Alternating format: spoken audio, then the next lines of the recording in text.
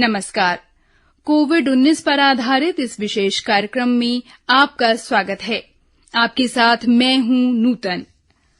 श्रोताओं, कार्यक्रम के अंतर्गत आज हम आपको सुनवाने जा रहे हैं भारतीय आयुर्विज्ञान अनुसंधान संस्थान आईसीएमआर नई दिल्ली के महानिदेशक प्रोफेसर बलराम भार्गव का देश में कोविड-19 की रोकथाम के लिए किए जा रहे प्रयासों पर अंग्रेजी में दिए गए साक्षात्कार का हिंदी रूपांतरण।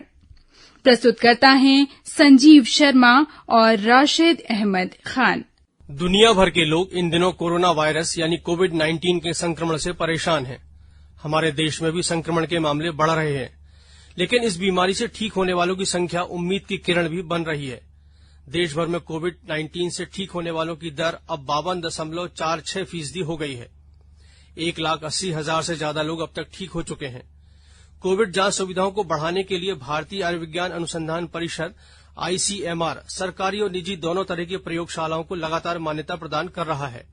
अब तक देश भर में 248 निजी और 659 सरकारी सहित 907 प्रयोगशालाओं को मंजूरी दी जा चुकी है। कोरोना संक्रमण के देश पर प्रभाव, इससे निपटने की तैयारियों, भविष्य की स्थितियों और इस बीमारी के खात्मे सहित विभिन्न मुद्दों पर भारतीय आयुर्विज्ञान अनुसंधान परिषद के महानिदेशक प्रोफेसर बलराम भार्गव ने आकाशवाणी को विस्तार से जानकारी दी। इस साक्षात्कार का प्रसारण अंग्रेजी में समाचार सेवा प्रभाग नई दिल्ली से किया गया था। श्रोताओं की सुविधा के लिए पेश है इस साक्षात्कार का हिंदी रूपांतरण। इस वैश्विक महामारी के भारत पर प्रभाव को लेकर आपका क्या आकलन है? देखिए, हमारे पास 907 लैब तैयार हैं। हमारे सामने सबसे महत्वपूर्ण चुनौती इस महामारी की जांच, आइसोलेशन और नियंत्रण की प्रक्रिया के जरिए नियंत्रित करना है, और यही इस बीमारी से निपटने का मूल सिद्धांत है। इसी का हम अनुसरण कर रहे हैं।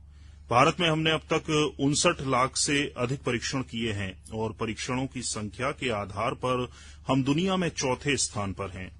संक्रमित होने वाले कई लोग अब ठीक हो गए हैं। भारत में कोरोना के कारण मृत्यु दर दूसरे देशों की तुलना में बहुत कम है। लॉकडाउन इस बीमारी के प्रसार को नियंत्रित करने में बहुत प्रभावी साबित हुआ है।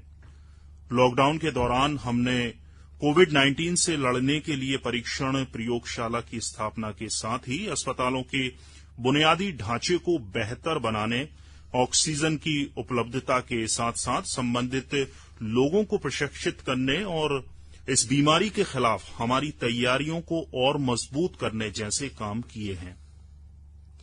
पूरी तैयारियों के बाद भी क्या वजह है कि हर दिन हजारों मामले सामने आ रहे हैं? क्या ये स्थितियां आपको चिंता में नहीं डालती? निश्चित रूप से संक्रमण की स्थिति वास्तव में चिंताजनक है।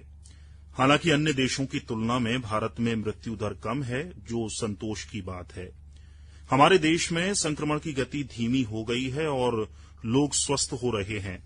इससे हमें इस वायरस के खिलाफ खुद को तैयार करने का समय मिल रहा है। इन दिनों एलिसा परीक्षण को लेकर काफी चर्चा है। यह परीक्षण कितना प्रभावी है? क्या यह आरटी-पीसीआर टेस्ट से अलग है?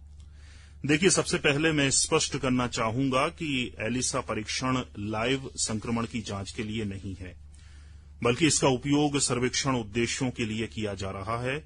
ये सर्वेक्षण समुदाय में फैली बीमारी के बारे में पता लगाने या लगभग 15 दिन पहले बीमारी का प्रचलन क्या था जैसी बातों को जानने के लिए किया जा रहा है। एलिसा परीक्षण से उन एंटीबॉडी का पता चलता है जो कोविड-19 से लड़ने के दौरान किसी व्यक्ति के शरीर में उत्पन्न होते हैं।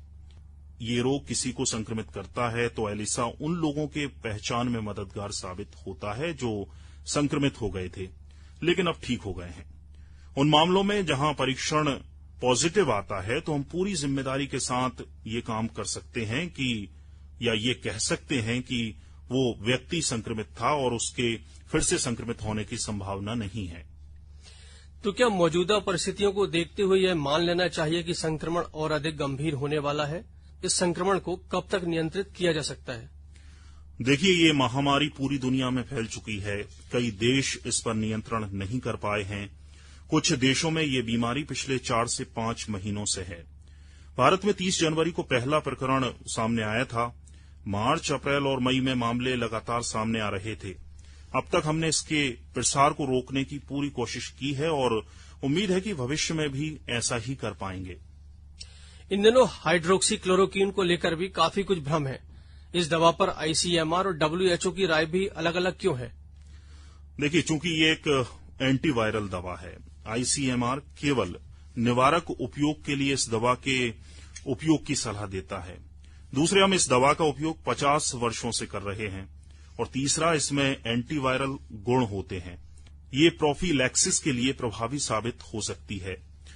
इसे इस तरह से समझ सकते हैं कि यदि हम रविवार को इस दवा की 800 मिलीग्राम खुराक लेते हैं तो उसके अगले रविवार को 400 मिलीग्राम खुराक ही ली जा सकती है। जब हम इस दवा को इतनी मात्रा में और उस तरीके से लेते हैं तो हमें कोई दुष्प्रभाव नहीं दिखता है। इसका उपयोग पिछले कई वर्षों के दौरान मलेरिया के इलाज के लिए किया गया है। हालांकि डब्ल्यूएचओ ने अपने परीक्षणों में इसकी बड़ी मात्रा वाली खुराक का उपयोग किया था। उन्होंने परीक्षण को कुछ समय के लिए रोक दिया, लेकिन अब इसे फिर से शुरू कर दिया गया है। देश को कब तक इस वायरस से लड़ना पड़ेगा? इस लड़ाई में हमारी जीत की क्या संभावनाएं आप देखते हैं? देखिए, इस लड़ाई को दुनिया को जीतना ही है और हमारे देश को भी ये लड़ाई जीतनी है। हालांकि ये कहना मुश्किल है कि हम इस लड़ाई को कब जीतेंगे। इसे नियंत्रित करने में कुछ महीने लग सकते हैं। ये लड़ाई तब तक भी खिंच सकती है जब तक इसका एक टीका या प्रभावी एंटीवायरल दवा विकसित नहीं की जाती। जब तक हम दोनों मोर्चों में से किसी एक पर सफलता हासिल नहीं करेंगे, तब तक ये लड़ाई जारी रहेगी। मैं ये जरूर कहना चाहूंगा कि देश इस लड़ाई को अच्छी तरह से लड़ रहा है और आगे भी इसी तरह से हम इससे लड़ते रहेंगे। यह कहा जा रहा है कि भारत में कोरोना वायरस अन्य देशों के वायरस से अलग है। क्या यह बदलाव संभव है? आपको याद होगा कि हम अपने कुछ छात्रों को इटली से वापस लाए थे। हम कुछ तीर्थ यात्रियों को भी ईरान से वापस ले आए थे। कुछ चीन से आए थे। तो तीनों वायरस हमारे यहां उपलब्ध थे। जब हमने तीनों की जांच की तो 99.99% समानता देखी गई। तीनों एक ही हैं। इसलिए मेरा मानना है कि यह कहना गलत है कि भारत में आया वायरस अलग है। कोविड-19 के प्रसार को रोकने के लिए हमारे मुख्य हथियार क्या हैं? देखिए, कोविड-19 को रोकने के लिए सबसे जो प्रमुख हथियार हमेशा फेस मास्क लगाना है। सोशल डिस्टेंसिंग, शारीरिक दूरी या 2 गज की दूरी का पालन और लक्षणों वाले जो रोगी हैं, लोग हैं, उनका परीक्षण है। यह भी महत्वपूर्ण है कि हम बुजुर्गों, 10 साल से कम आयु के बच्चों और गर्भवती महिलाओं का खास ध्यान रखें, क्योंकि उन्हें इस बीमारी के संक्रमण से सबसे ज्यादा खतरा है।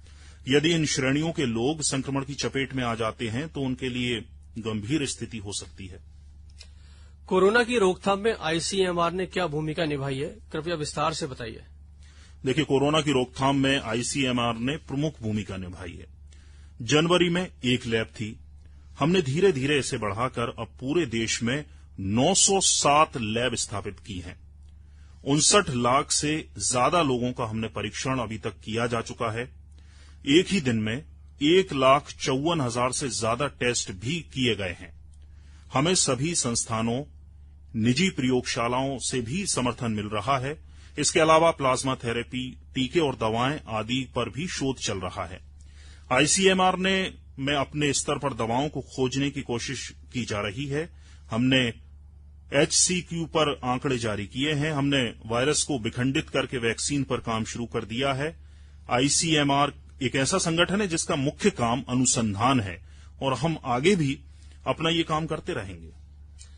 देश में अब तक 5 चरणों में तालाबंदी हुई है। यह कितना प्रभावी रहा है? देखिए, इन लॉकडाउन से देश को काफी फायदा हुआ है। इस समय का उपयोग राष्ट्रीय स्तर से लेकर राज्य स्तर और जिला स्तर पर प्रयोगशालाओं के निर्माण और स्वास्थ्य कार्यकर्ताओं को प्रशिक्षित करने के लिए किया गया। भारत सरकार के सहयोग से कई स्थानों पर परीक्षण प्रयोगशालाओं की स्थापना की गई है। सभी जिलों में अस्पतालों की तैयारी भी सुनिश्चित की गई है। लोग भी इस दौरान ज्यादा जागरूक हुए हैं। हमने अस्पतालों में बेड, प्रशिक्षित स्वास्थ्यकर्मी, डॉक्टरों, नर्सों, ऑक्सीजन, दवाओं की उपलब्धता भी सुनिश्चित की है। आईसीएमआर देश में उत्पादित संसाधनों की जांच के बाद उन्हें कोरोना के खिलाफ इस्तेमाल करने की भी मंजूरी दे रहा है। देश में सैकड़ों उद्योग अब पीपीई मास्क का उत्पादन कर रहे हैं और अब देश में ऐसी वस्तुओं की कमी नहीं है। लॉकडाउन ने हमें ये सब विकसित करने का समय दिया है। अब चूंकि देश में लॉकडाउन खुल गया है, क्या हम इसके लिए तैयार हैं? देश अब धीरे धीरे क्रमवार तरीके से अनलॉक हो रहा है।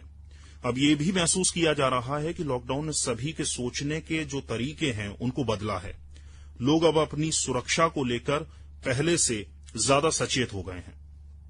जैसा कि आप सभी जानते हैं कि 21 जून को अंतर्राष्ट्रीय योग दिवस मनाया जाता है। ये दिन वर्ष का सबसे लंबा दिन होता है और योग भी मनुष्य को दीर्घ जीवन प्रदान करता है। पहली बार ये दिवस 21 जून 2015 को मनाया गया, जिसकी पहल भारत के प्रधानमंत्री नरेंद्र मोदी ने 27 सितंबर 2014 को संयुक्त राष्ट्र महासभा में अपने भाषण से की थी, जिसके बाद 21 जून को अंतर्राष्ट्रीय योग दिवस घोषित किया गया। 11 दिसंबर 2014 को संयुक्त राष्ट्र में 177 सदस्यों द्वारा 21 जून को अंतर्राष्ट्रीय योग दिवस मनाने के प्रस्ताव को मंजूरी मिली। प्रधानमंत्री मोदी के इस प्रस्ताव को 90 दिन के अंदर पूर्ण बहुमत से पारित किया गया, जो संयुक्त राष्ट्र संघ में किसी भी दिवस प्रस्ताव के लिए सबसे कम समय है। श्रोताओं, खुशहाल रहना हर मनुष्य की इच्छा है। हालांकि आधुनिक समय में शारीरिक और भावनात्मक मांगें बढ़ती जा रही हैं।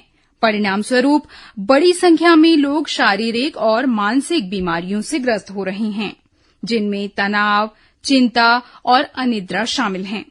श्रोताओं, योग शारीरिक रूप से स्वास्थ्य सुधार तो करता ही है, साथ ही मानसिक रूप से भी हमें मजबूत बनाता है। जब भी आप योग करें तो योग का अभ्यास धीरे धीरे करें। सांस के साथ गति को समन्वित करते हुए प्रत्येक स्थिति में गति को रोकें और हमेशा पूरी एकाग्रता के साथ योग करें।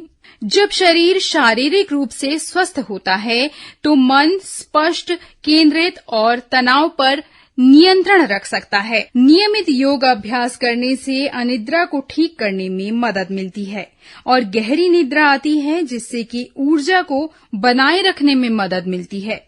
विभिन्न प्रकार के रोगों के लिए भी योग एक प्रभावी उपचार है। आयुष मंत्रालय ने भी कोविड-19 से लड़ने में योग की महत्वपूर्ण भूमिका बताई है और सूर्य नमस्कार और प्राणायाम को खासकर स्वास्थ्य के लिए लाभप्रद बताया है। आयुष मंत्रालय द्वारा जारी एडवाइजरी में सभी को नियमित रूप से योग करने की सलाह दी गई है, जिसमें महिलाएं, बच्चे, वृद्ध सभी शामिल हैं। एडवाइजरी में ये जरूर कहा गया है कि योग का अभ्यास आप धीरे धीरे करें। तो श्रोताओं, हमारा आप सभी से अनुरोध है कि आप प्रतिदिन कुछ समय योगाभ्यास के लिए जरूर दें।